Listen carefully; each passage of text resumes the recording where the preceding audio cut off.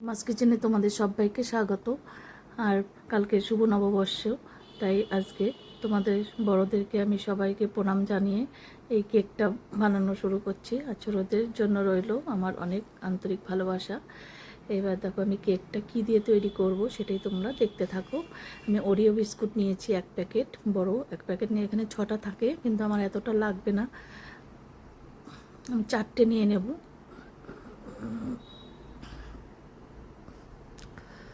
এবার একটু হামিল দিস্তা দিয়ে একটু ভেঙে নিলে পরে দেখবে গুঁড়ো করতে সুবিধা হবে, নাহলে গ্রাইন্ডার জারগুলো না খারাপ হয়ে যায়।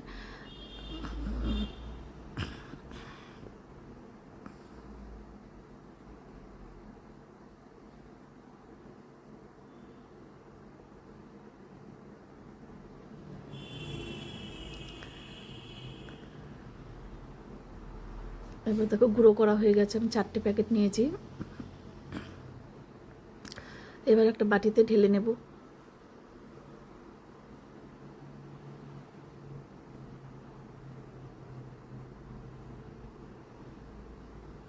এবার দুধ দিয়ে ব্যাটারটাকে তৈরি করব। দুধ দিলে দেখবে টেস্টটা ভালো হবে কেকের। দুধ যদি না দিতে চাও একটু আমুল দুধ দিয়ে দেবে। এবার বেকিং পাউডার দেবো 1/2 চামচেরও কম। এবার খুব ভালো করে মিশিয়ে নিতে হবে। আর কেকের ব্যাটার যত মিশাবে ততই দেখবে খুব ভালো কেক হবে, সফট একদম নরম তুলতুলে কেক হবে।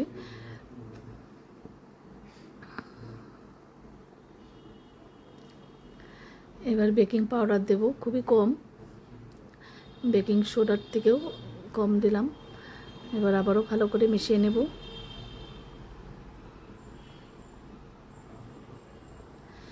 ওরিও বিস্কুট দিয়ে কেক তোমরা যদি না বানিয়ে থাকো তাহলে একবার হলেও বানিয়ে দেখবে, আর বাচ্চাদেরকে দেবে, বাচ্চারা ভীষণ ভালোবাসবে এই কেকটা খেতে।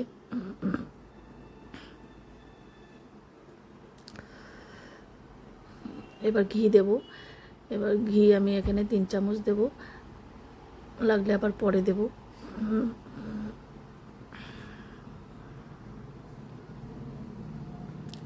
আর তোমরা যদি ঘি দিতে না চাও তাহলে সাদা তেলও দিতে পারো, আর ঘি দিলে তো দারুণ টেস্টি হবে, ফ্লেভারটা দারুণ হবে। এবার আরও 1 চামচ দিয়ে দিলাম।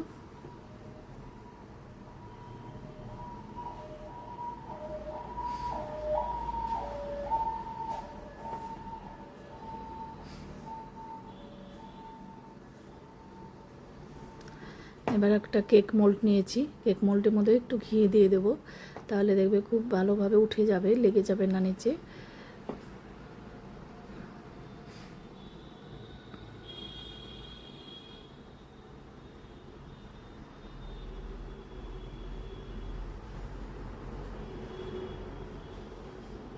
এবার বাটার পেপার দিলাম।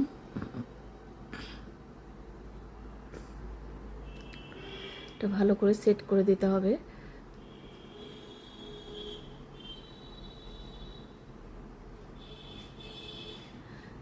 এবার বাটার পেপারেও একটু ঘি দিয়ে দেব।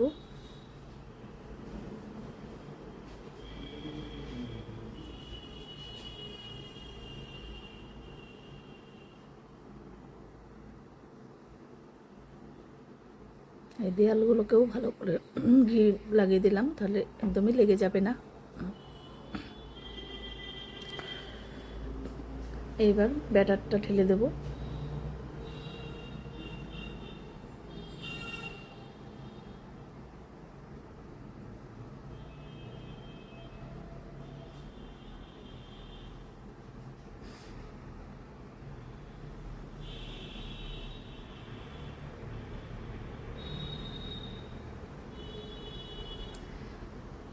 এবার মোলটা খুব ভালো করে ঝাঁকিয়ে দিতে হবে, যাতে কোনো রকম বাতাস না থাকে। বাতাস ঢুকে গেলেই কিন্তু কেক একদম ছিদ্র ছিদ্র হয়ে যায়, সেই জন্য এইভাবে খুব ভালো করে ঝাঁকিয়ে দিতে হবে, যাতে সব জায়গায় সমান থাকে। আর কেকটা আমি কোনো কিছু দিয়ে কিন্তু গার্নিশ করব না, আমার মেয়ে পছন্দ করে না, সেই জন্য আমি এটা প্লেন রাখলাম। তোমরা চাইলে অনেক কিছু দিয়ে এটা উপরটা একটু গার্নিশ করে সাজিয়ে দেবে, তাহলে দেখবে দেখতে সুন্দর লাগবে। আমি এটা প্লেন রাখলাম।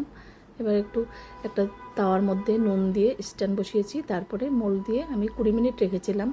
এবার 20 মিনিট পর দেখো আমি ঢাকা খুলে দেখে নিচ্ছি একটা স্টিক দিয়ে, দেখো লেগে যায়নি, এতেই বোঝা যাচ্ছে কেকটা কিন্তু একদম পারফেক্টভাবে হয়ে গেছে। এবার নামিয়ে নিয়েছি, একটা থালায় আমি ঢেলে নেব।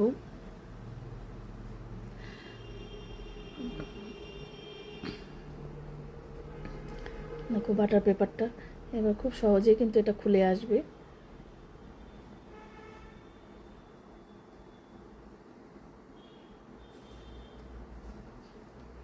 এবার একটা থালা দিয়ে আমি এইভাবে করে নিলাম, নাহলে কিন্তু কেকটা ভেঙে যাওয়ার সম্ভাবনা থাকবে। কেকটা গরম আছে, আর গরম অবস্থায় কাটলে কিন্তু কেক ভেঙে যায়, একটু ঠান্ডা করে নিয়ে কাটতে হবে। দেখো কতটা নরম সফট হয়েছে কেক, দারুণ হয়েছিল খেতে।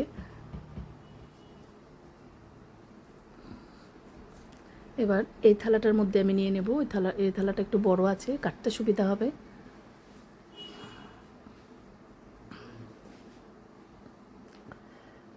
দেখো কত সুন্দর কেক হয়েছে, তোমাদের কাছে কেমন লাগলো অবশ্যই জানিও। নাকি এবার কেকটাকে আমি কেটে নেব।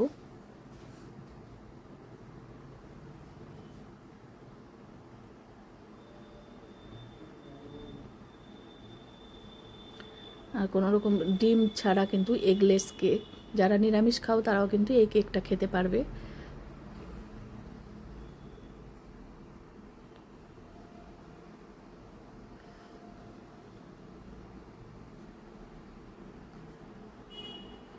আমি যখনই কেক বানাই তখনই কিন্তু আমি ডিম ছাড়া কেক বানাই, আমার ডিম দিলে ভালো লাগে না গন্ধটা, সেই জন্য আমি এগলেস কেকই সবসময় করি।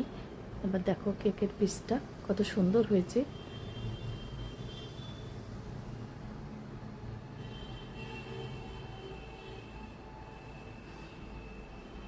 দেখো এই কেকের পিসটা খুব সুন্দর, একদম চারকোনা সমান। এই কেকটা থাকলো তোমাদের জন্য। আজকে তাহলে আমি এখানেই রাখছি বন্ধুরা, তোমরা সবাই সুস্থ থেকো, ভালো থেকো।